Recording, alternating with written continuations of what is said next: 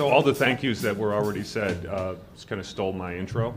Luckily, I didn't write a formal intro. I do think that this has been an outstanding conference, and I want to thank everybody and all of the Federation's staff for working so hard, for at least putting up with me, if not the rest of the advisory board as well, on what we were thinking about and kind of the pillar of the post way that we did it. But most importantly, I mean, just thinking about this, if you're new to the conference, last year when I was at the conference in Chicago, one of the things that I said was that I challenged folks to bring somebody else, somebody who hadn't been to the conference, somebody who works in employee engagement on a regular basis, has a stake in it beyond just kind of the charitable giving aspect of it. And so I want to thank everybody who came to this conference this year that was new, that hadn't been here before. I want to thank all the folks who came again for continuing to support the conference, but most of all, a leap of faith that you take, because there's a lot of ways, a lot of different conferences in this world that you can go to. We all know their names. Some of them might even be happening this month, this week. And you made a choice to come here, which I think, by the way, is the only true employee engagement conference that you'll see all year.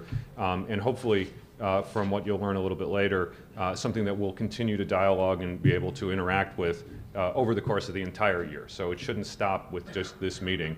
As our programs don't. It should continue throughout the year, and hopefully all the folks who were new will come back, and I'll challenge all of the folks again to bring additional folks to come to the conference. So thank you to everybody for the kind of thought and leadership that you put into developing this conference. I got the message from John a while ago. He said, you guys have a keynote. We'd like you to keynote on managing employee engagement programs in a time of risk. And then I learned subsequently that that would happen at lunch hour. And so I was petrified that I could effectively put everyone to sleep after a good lunch as we talk about risk and risk assessment and how you manage programs and risk. And that was my first thought. And then my second thought was, when isn't there a time of risk in these programs, and how do I sort of define the difference between where the greater risk is versus the risk that we face all the time of being mistaken for the balloons and t-shirt salespeople, or being looked at to solve the massive problems of the world $1 donation at a time. So I think that I fashioned something a little bit worthwhile, and hope that you'll agree. You know, we run a pretty large program. We're in 40 countries around the world, 43 states in the US. We have 300,000 people that work for us. Last year, we engaged about, all told, this might be duplicate counting, but about 50,000 of those people through volunteerism or employee giving. Our company, through a network of 800 people in 62 leadership groups across the globe, put together 1,800 different volunteer activities. We had nearly 400,000 hours of service, and that's not even counting some of the other quasi-benefit programs. So it is a kind of, the risk gets spread out. You have the opportunity to see risk almost everywhere. I've just learned about how to deal with managerial risk in Japan over the course of the last couple of months, and at first it was quite uncomfortable, and after a while it just became a way and a reality, sort of a means to the end. And it reflected, I think, a lot of the ways that we've already talked about in this conference, that we understand the different cultures, not just across borders, but within business lines, within geographies within the US, et cetera. And so, you know, I think we know a little bit about risk. I certainly, I've been in this world for longer than I care to remember, and certainly longer than it seems like from my boyish and youthful looks. You know, what I want to just spend some time on, and actually wrote formal remarks, so you'll excuse me if I'm glancing down more often than I'm glancing at the crowd. But since the onset of the recession in 2008, companies have consistently applied stronger and stronger risk controls, and I think naturally have also become a little bit more risk averse. This reaction, I think, has had deep implications for every aspect of all the businesses that we work in, but our programs were certainly not exempt, and maybe in some cases weren't noticed initially, but they caught up with us.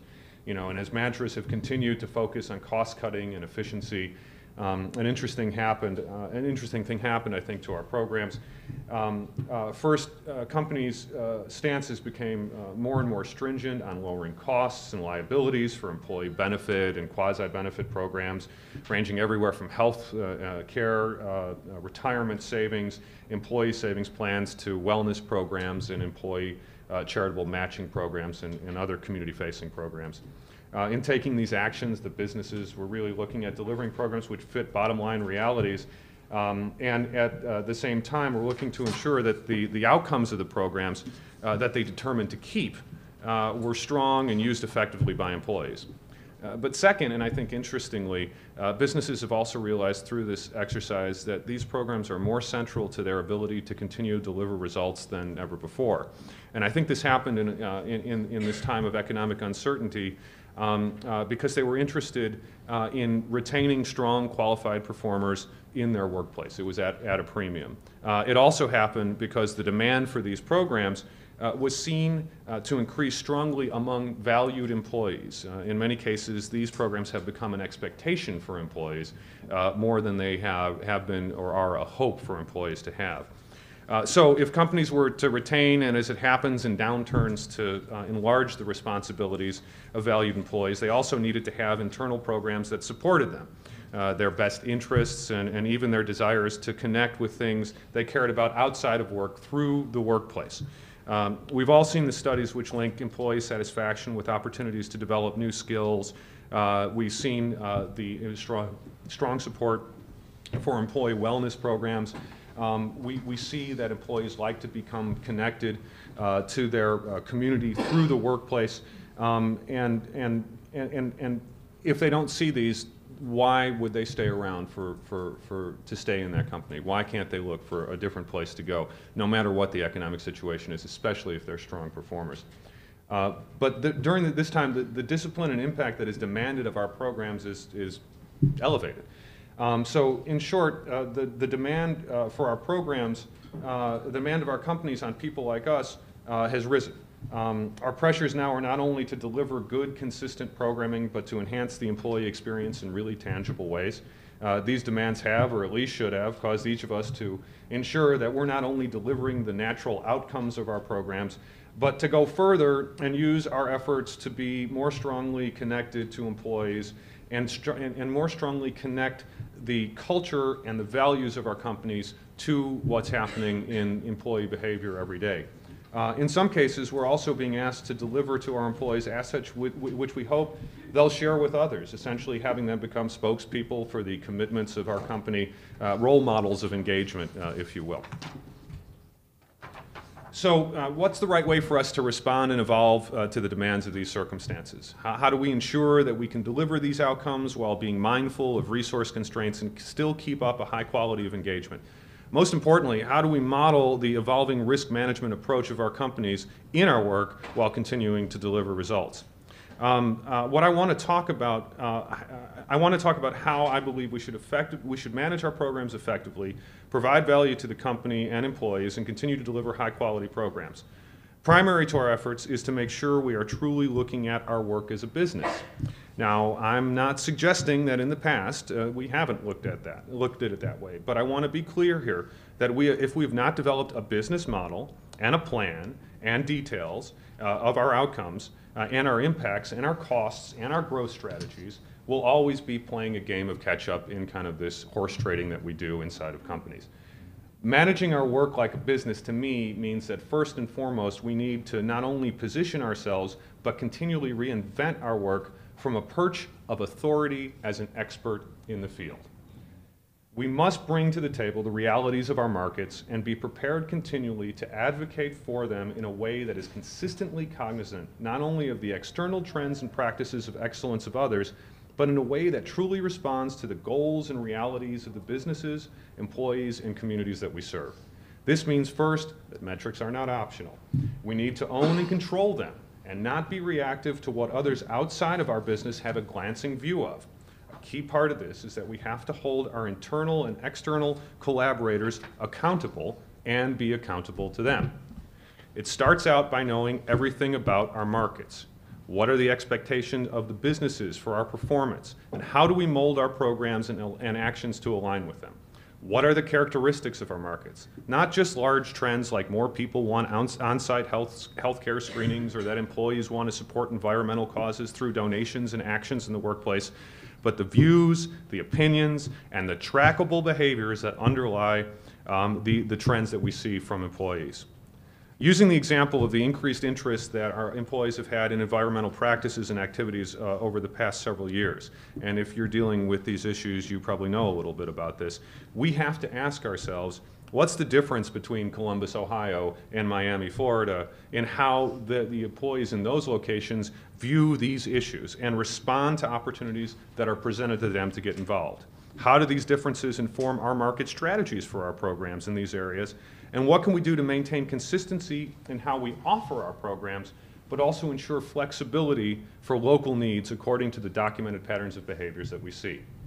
While this may seem daunting, I believe there are simple ways of deploying surveys, tracking program utilization, and developing networks of supported and involved champions in each market that will give us the intelligence that we need to provide options and adjust our programming so that we can reach the real needs of each of the markets. We should be formulating strategies which provide leaders with what they need to make informed decisions about resourcing our efforts to meet the needs of these markets. It's amazing how the tenor of a conversation changes from a guidance-seeking one to a context-building one when you present to senior leaders in this fashion. Augmenting these conversations should not only be facts of the market, but also strategies about how you will deploy your work, showing your deep knowledge of the way your budget and other resources are used. Like any other business, we should be considering metrics like cost per unit served, cost per output realized, but also intangible effects like cultural impact, employee satisfaction, and regard on the part of employees for the company itself. Supporting these also demands that we not only understand customer service, but plan for and deliver it to our various constituencies. We need to be thinking constantly about building simple processes and enforcing their alignment with the objectives we're charged with fulfilling. We should be the first to find errors and suggest remediations. We should essentially be our own auditors. We should be considering when updates and changes to our programs represent a cultural shift or connote a change in a value that the company is presenting to our market, and we should advocate for and alert senior leaders of what we might consider the inherent benefits or implied risks that these changes might have. Equally, we should be looking at and advocating for how increased investment will solidify the view of our programs on the part of our employees and strengthen their connection to the company itself. We must not just be looking to change as directed by senior leaders. We should be informing senior leaders as to how the changes we are suggesting and are making will further their goals, increase program utilization, and increase the connection of our employees to the company in real and tangible ways. When we trust our expertise and when we view our work as market-driven, we establish ourselves as leaders and are able to answer what can become internal competition in our space. In times of economic uncertainty or rapid change, or both, the motivations for our businesses to supply the kind of programs we are all responsible for can change drastically. In many cases, this can lead to an argument between the perception of and real demand for our programs that marks a clear cultural risk. Using the changing nature of the workforce as an example, many companies may cling to a positioning that our programs represent a friendly face of what we do to our external markets and to our employees. They can be seen as the only way that our employees see the company as caring. However, with the shift in our employees' orientation to seeing programs like community involvement, donation, and volunteerism as a means for professional expression and personal and professional development, our programs are expected to be much, much more of a way for them to act using their resources and talents than simply an effort to do the right thing.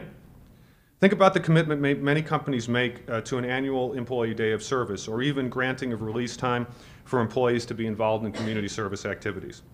If the employee culture of using these benefits and being involved in service has changed to put a premium on development and growth, but we have not built that in structured ways to our programs and how those programs can support these desires, we're guilty. We're guilty of not leading our senior managers to align to the reality of their workforce's changing cultural norms and expectations. In essence, in this way, in essence, inaction in this way is creating a cultural risk within our organization. This can result in paying opportunity cost if employees determine that they're not being fulfilled and seek to go somewhere else where they might have additional outlets for their energies. This opportunity cost can also extend to leaving opportunities for employee development on the table, which could have been accomplished in easy and cost-effective ways through programs that are attractive but optional to employees. The same point is true of companies' orientations to using programs to enhance and expand their reputations in businesses. If our programs are not sensitive to the ways our companies want to tell their stories to customers and clients, we also create opportunity cost. We create internal competition. When was the last time someone in your company remarked to you that your job was a great one, that it must be low pressure and high on satisfaction because you're helping others? If we don't show that we are being responsive to the changing ways our company wants to be viewed by external parties, including customers and clients, by leveraging the interests and desires for growth on the part of our employees, we will create internal competition that will necessarily lessen our position as experts in our field and leave us either responding and reacting to ideas that are difficult to implement. Hey, let's blitz the neighborhood that we're most involved in with 50% of our employees painting a school tomorrow. Or worse yet, compel us to recreate our programs based on passing needs that could cause change management issues and could threaten the dedication of our employee market in participating with them. If we lead with the recognition that the way our corporate reputation as an employee-friendly workplace or view as an active corporate citizen is displayed most tangibly to our employees through our programs, through their interaction with our programs, we can stay ahead of the curve in the changing expectations games of our leadership and remain credible guiding experts in our companies. This doesn't mean that we should position ourselves as constant defenders of the status quo. This is a danger because when we begin to reconcile the demands for change from our leadership with what can be an entitlement mindset on the part of some of our employees for long existing programs, we can be vulnerable to overstretching, working too hard to accommodate a change-resistant audience of employees and creating an extra layer of programs just to satisfy leaders. This bifurcation of efforts inevitably leads to average to poor results for both audiences. It's here that we are able to become change agents in the culture of our companies and reduce the risk of being so much of everything to everyone that ultimately we are doing nothing for anyone. Simply put, if we don't have a change management acumen now, we need to develop one. Even more, if the company's leaders don't have a sense of what impacts changes can have on their workforce, we should not simply stand by and assist in what we think could be a failed experiment. Here is where we have the opportunity to help lead change, using the market orientation and knowledge we have to not only change our programs to create alignment with company goals and employee expectations, but also to differentiate our efforts as a true value to the business and a leader in change management for the enterprise. That's my favorite slide. Getting the attention of leadership is not always easy in what we do. Anyone disagree with that? In times of challenge, there are so many other places our leadership focus that we can seem to be lost in the shuffle. If we're not prepared for challenges as part of our work at all times, we'll be caught off guard by what seems to be things that are outside of our sphere of influence. I think the challenge of working with company leaders vaults between the perception of their request as demands and periods, sometimes long in duration, of their disinterest. While periods of demand will always happen, periods of disinterest are simply something we should not be complacent about. We work with employees every day. Employees drive the businesses our company leads. To overcome the risk of management overcorrection or disconnect, we have to establish regular checkpoints, make leaders aware of challenges we are facing, as well as the solutions to them that we're seeking to make as often as possible. We have to make sure that we do everything we can to understand that the particular personal commitment on the part of leaders to the areas we address, and we have to translate how our employees' concerns are similar, if not the same, as theirs. Most importantly, we need to show how our work becomes a resource not only for what executives are trying to accomplish personally and for the business, but how common themes of this work are expressed by our employees in the workplace. This is where we have an opportunity to show our leadership through the innovation and ideas that not only we bring to the table as leaders of our programs, but through leveraging the many ideas that come from the employees that we work with every day. If we don't have an intelligence gathering mechanism, that can tap into the funnel that funnels the ideas of our employees to us, and have this funnel ultimately provide the basis for innovation and change, we need to establish one. Nothing is better than being able to answer the demands of senior executives or capture the inattention of these executives than with vetted and strong ideas that start in the employee base, become developed concepts through our expertise, and lead to new ways of doing even small things in the eyes of our executives. But all of these opportunities will come with resource and cost implications. And in times of challenge, we must be prepared to consider resources to our efforts fully. Perhaps the most obvious example of managing resource risks is the way we use, the use we make of technology in almost all of our programs. Most of us have the opportunity to have technology that fuels our programs provided by a third-party vendor. Others of us have the seeming advantage of using technology that was created in-house. In either case, during times of challenge, both of these technology resources will face significant and consistent constraints. I can't believe I wrote that phrase, sorry. This becomes a threat to our business because in these times, innovations often require technology changes and upgrade to meet employee and leadership demand. If we're not planning in advance and working with our vendors or internal supports to establish a proactive development process for new functionalities we are effectively falling behind the curve. Equally, if we are reacting to demanded changes too late, the technology changes we implement could be rolled out prematurely, leading to less than user-friendly solutions that causes a great deal of customer service issues as we implement new things, not to mention a great deal of effort we'll need to make to remediate programs and communicate solutions to our employee base. Of course, resources are not limited to budget and technology. If we're serving employees, if we are serving employees, we should, as I mentioned before, be enlisting their creativity and leadership. This is a double-edged sword. Imagine you have determined that your programs need to change because of diminished resources. Let's say you have to roll back an old benefit that has been provided in the past. For this example, let's use the Dollars for Doers program. As we all know, many employees find great satisfaction in translating their volunteer efforts into money for a nonprofit they care about. If we remove this incentive without providing an alternative, we are necessarily losing our competitive advantage with our employees. But if we're ahead of the curve, and we'll be implementing change management processes in advance of the rollback of this perceived withdrawal of benefit, and we, for example, start committees or clubs within locations across businesses that allow employees who are passionate about this work to provide leadership to more employees and the company using fewer resources but likely accomplishing more as a collective entity, we have gotten ahead of the change management curve. While this won't stop employees from seeing a rollback, it will give them a playing field and a guide to how they can continue to leverage resources through creative thought and action.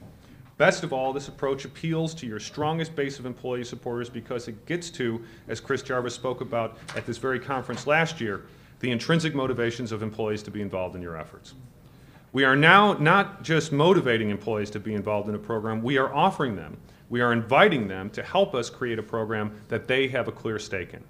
This benefits everyone and smooths out the change management cycle, preserving the regard that involved employees have for the company and creating innovations that we as professionals might not have been able to dream up sitting alone in our offices or our cubes, which, by the way, will be very, very attractive, as I said before, to senior managers. Of course, we all know that sitting in our offices alone is not how we manage our programs and ensure that our efforts are relevant and embraced by both employees and leaders. Which addresses the final risk area I want to discuss, which is branding and communications. There was a recent article in the Atlantic magazine that discussed how marketing has so permeated nearly everything in our society. So much of what we've become accustomed to, so much so that we've become accustomed to getting messages everywhere we go on nearly every topic that we can think about. As a matter of fact, many people now notice when marketing messages are absent from their experiences rather than noting when they're present. For the kind of work we all do, I think these ideas are very important. We at once can't be put in a position where our offers and stories are not told, but at the same time, we cannot be constantly promoting programs that our employees see little relevance in, or worse, seem to be selling a reality that they don't see as genuine. Here is where our efforts to brand our work become central to our survival and our growth. We must consistently ensure that our brand is not just a logo and a tagline placed on an email poster or put on an intranet site, which seems to connote what we do. Rather, we should take pains from the time we establish our brand to make sure we detail what we want our brands to stand for, what the promises are that they represent, and how these stances and promises are available and relevant to our workplace and our employees. Further, we need to ensure that these aspects of our brand align with the brand of our business and the way that it is putting that brand forward. At JPMorgan Chase, for our programs, I have the responsibility to, at JPMorgan Chase, for our programs, we've been very deliberate in establishing our brand that does all of these things. First, we want our internal brand, which is simply called Good Works, to represent all of the programs we offer to employees as their way to connect through the workplace with issues that are important to them in their communities. We want the brand to be used in a way that shows our offerings compete excellently with external ways to be involved in communities and are even more highly satisfying and easier to use. And finally, we want to make sure that we provide to employees, once their interests are piqued, the kind of education they need to both understand the strategy we are deploying, as well as how the collective resources of the company are supporting our efforts. For leadership and for the company overall, we make sure that we develop our communications to tell the story of both our employees' efforts, as well as the way these efforts align with the culture and mission of our company. For us, the main point of connection to our business and their missions and actions is a simple one. As a bank, we concentrate on service to customers and clients. Service to our community is not just a natural extension of this, but an expectation for us if we're going to truly aim to be leaders in our markets. Of course, this doesn't come without enlightened self-interest, which is why many of us have jobs in the first place in corporations. But it is here that we must ensure that we communicate not only our brand, but the ways employees have made efforts to support that brand and the mission of our company and its businesses creatively. We can't just communicate about how great the company is. We must communicate about how great our employees' efforts and actions are in service to their community. This deliberate balance is a critical one in that we must stay true to our mission and purpose, but do it in a way that leads with our people. So populate your intranet news letters with stories of accomplishment, but always make sure that the human element is the lead, and the resources and orientation of the company to support these efforts shows the added leverage of the use of a strong company to empower individuals to action. When you look at it, it makes sense. The company wants to innovate. It innovates because of the quality of its workforce. The workforce has a chance to grow and develop through their involvement. Their involvement creates positive change.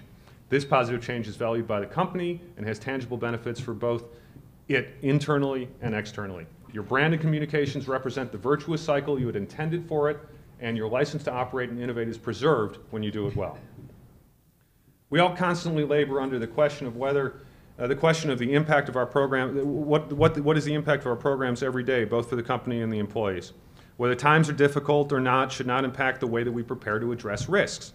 But equally, times of risk should neither throw us into a tizzy of disconnected efforts nor make us retreat to a point of self and program preservation. If from the outset our efforts are planning for growth, leveraging the assets of our company, staying true to the wisdom of our workforce, and looking holistically at the creative ideas, passions, and energies of our employees, we will always be able to manage our risks and use times of risk as opportunities to at least show our great value and at best, to bring more value to our company, their leaders, and most importantly, our employees. Thank you.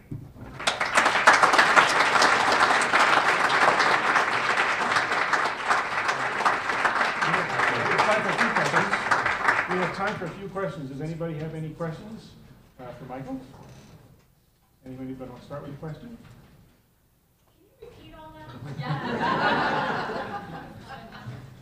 Yes. Since the Steve, I think you're shaking your head now. I have a question here. Yes, Renee.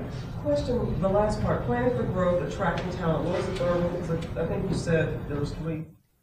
I was highly scripted, so I'm going to have to go back and look at that. It's at the end. Yes. Okay. Planning for growth. Yes. Leveraging assets and staying true to the wisdom of the workforce. Got it. Thank you. Scripted myself so good, I didn't even remember what I said. Yes, sir. Michael, you referenced a pretty extensive review of your programs internally, and it sounded like you had a fair amount of research, and that you came out of that with, given the alignment work that you've done, that your programs were even in more demand than ever thought before. Could you tell us a little more about your process for evaluating the programs and Yeah, I mean, I'm always concerned about using the word evaluate because it's really broad. And when I was in graduate school, I did focus on curriculum evaluation, which is just, if anyone's ever studied that, they know it's insane. So what we try to do is make sure that we understand what our program outputs and inputs and sort of the things that we're producing are and the patterns of behavior that we see. We crunch a tremendous amount of data to figure out utilization patterns of our programs, who uses what programs, where do they use them, what markets are stronger, what are the areas that they focus on.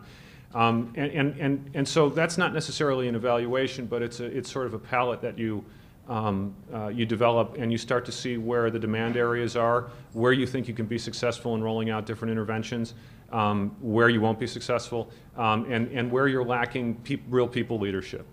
So we sort of balance the data with our extensive internal network of people who help us to do this work across the globe.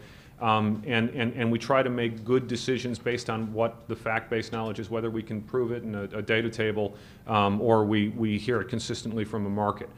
So as far as evaluation goes, I think that ultimately the evaluation of the program in our business is, are people using this stuff? The joke about volunteers voting with their feet is absolutely true. I mean, they're just, most people are not going to give you feedback that, hey, I think your matching gift program sucks. They're going to not use it. They're not going to say, hey, I think your campaign sucks. They just won't use it. So we try to avoid that and look at what is driving people to utilize these. How does that differentiate by market? And how can we then align our communications and marketing to meet that? And grow the program consistently. And so it's neither an art nor a science, it's kind of a craft. Yes, ma'am.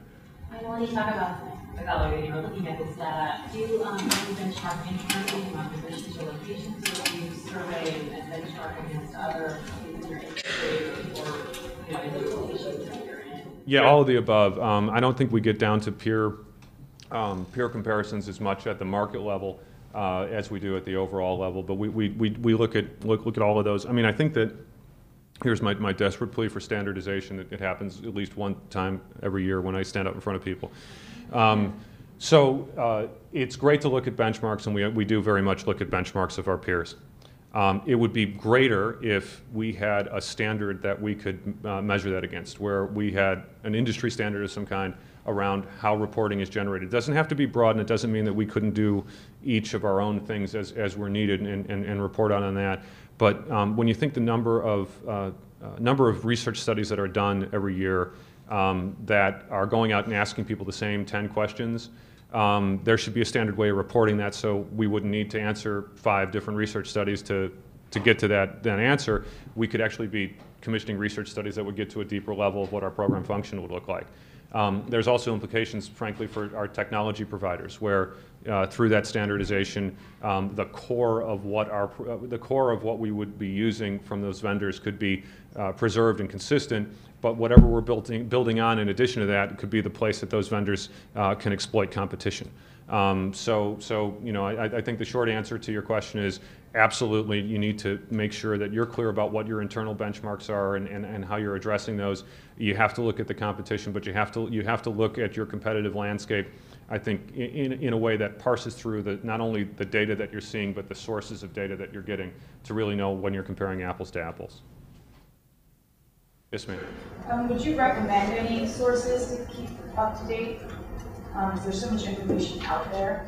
A shameless plug for this work. I would recommend what we're going to be putting together over the course of the next couple of months on the Charities at Work site. I mean, as I mentioned before, we're intending to make this a long-term interactive discussion, and I'm hoping that we can get to some of those pieces and where we can bring that data forward where it's consistent and ongoing. But really, there's really, it's catch as catch can. Sometimes it comes from the conference board, sometimes it comes from the Points of Light Institute, sometimes it comes from a private consulting firm, sometimes you just read about it because a company decided to share their benchmarking and case studies with the rest of the world. So it's still, I think, very much catch as catch can. Let's do a big hand.